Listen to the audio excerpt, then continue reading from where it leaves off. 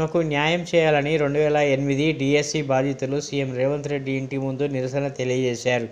నిరసనల వద్దు వచ్చి కలవండి, మీ రేవంత్ అన్నగా సమస్యలు తీరుస్తా అని ఓ మీటింగ్లో రేవంత్ రెడ్డి చెప్పిన మాటలను బ్యానర్గా ప్రదర్శించారు.